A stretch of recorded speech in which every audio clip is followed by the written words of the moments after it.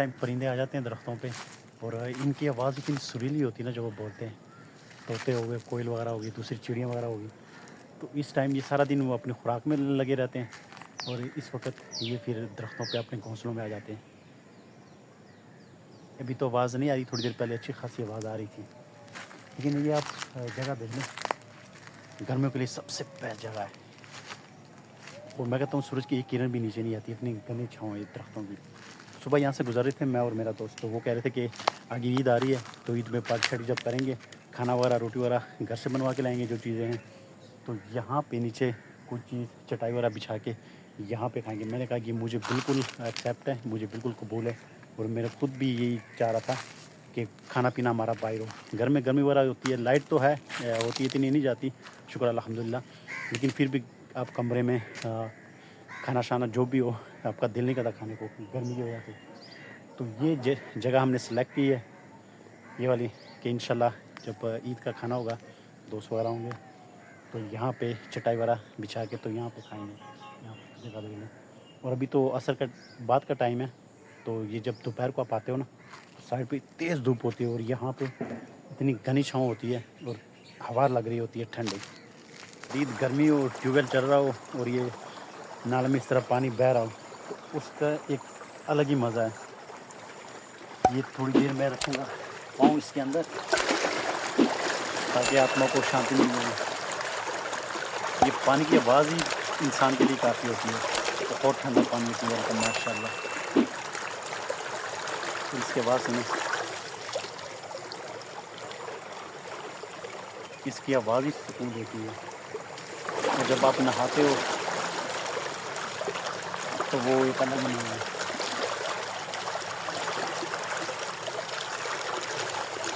پانی اللہ تعالیٰ کی بہت بڑی نعمت ہے، بندے کو جو پیاس لگتی ہے ٹھنڈا پانی پیتا ہے، جب پانی آپ کو نہانے کے لیے ملتا ہے وہ بھی سخت گرمی میں، تب بندے کے منہ سے سبحان اللہ نکلتا ہے۔ یہاں پہ طوفان وغیرہ آتے رہتے ہیں، ویسے وہ سیزن طوفانوں کا ہے، لیکن جو اگلے مہینے آ رہے ہیں نا اس میں پھر تیز طوفان وغیرہ آندھی وغیرہ آتی رہتی ہے، لیکن ابھی بھی کبھی بھی آ سکتی ہے، کوئی پتہ نہیں ہوتا۔ تو یہ میں دکھا دوں آپ لوگوں کو،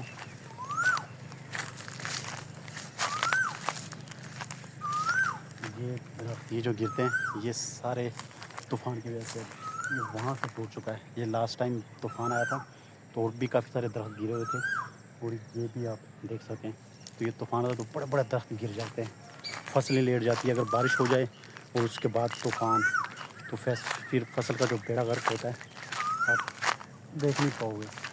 یہ آپ دیکھیں، یہ طوفان کے نظر ہو چکا ہے۔ اس کی بنسبت اگر شہروں کی لائف دیکھی جائے نا تو بہت ہارڈ لائف ہے۔ میں تو تقریباً 12-13 سال سے رہ رہا ہوں، اتنی ہارڈ لائف کہ بتا نہیں سکتا۔ شور شرابہ، ٹریفک، آپ رات کو 3 بجے نکل جاؤ آپ کو ٹریفک ملے گی، اور رش عید کے دنوں میں، عام دنوں میں بھی، چھٹی والے دن بھی آپ کو اچھا خاصا رش، ٹریفک، وہ ہارن، وہ رکشے، وہ چنگجی، وہ آپ کے دماغ کو گھما کے رکھ دیتی ہے۔ کوئی نیا بندہ چلا جائے گاؤں سے تو وہ تو ویسے ہی پریشان ہو جائے گا، لیکن جو سکون گاؤں میں آج بھی ہے، شکر الحمدللہ۔ لیکن گاؤں میں بھی اب بڑی چینجنگ آ رہی ہے، آپ کو پورے گاؤں میں ایسے بہت کم گاؤں ہوں گے جس میں آپ کو کچے مکان نظر آئیں گے، ورنہ میں اپنے گاؤں کی اگر بات کروں تو مجھے نہیں لگتا کہ کوئی کچا مکان میں نے دیکھا ہو، سارے پکے لینٹر والے مکان ہیں۔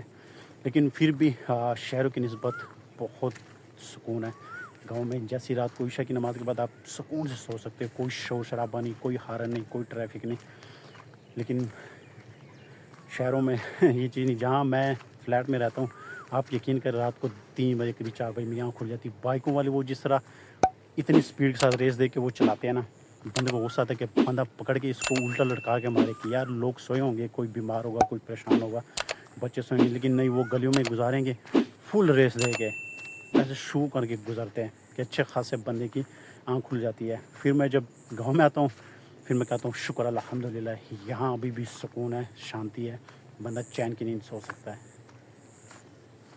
یہ ٹھیکیدار نے مکئی کاشت کی، میں نے سمجھا شاید اس کو صرف چارے کے لیے استعمال کریں گے، یہ جیسی بڑے ہوں گی یہ پھر منڈی لے کے جاتے ہیں نا ٹریکٹر میں، لیکن اب پتہ چلا کہ یہ یہاں سے مجھے نظر آیا وہ آ گیا۔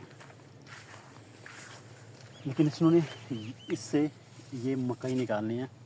یہ آپ کو دیکھ لیں, یہ ریڈی ہو چکی ہے, یہ بھی اور یہ نیچے بھی, وہ سامنے بھی, وہ بھی سامنے.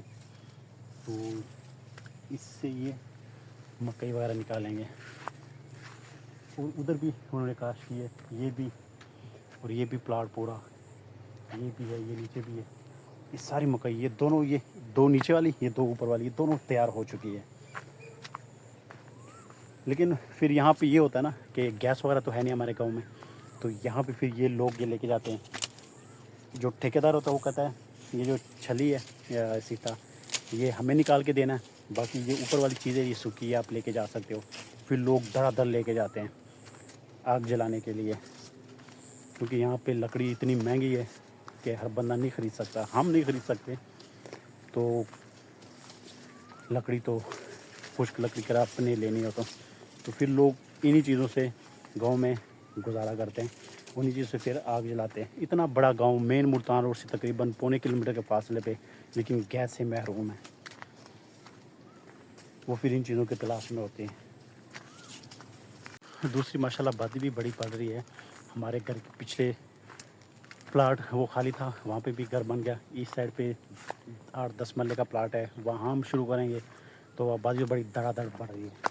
یہ پیڑ پودے ہیں, یہاں تک آبادی آ چکی. ورنہ جب ہم نئے نئے یہاں پہ آئے تھے, ہمارا گھر تھا, ہمارے چاروں طرف کھیت, یہ مکئی وغیرہ ہمارے چاروں طرف ہمیں انہوں نے گھیرا ہوتا تھا.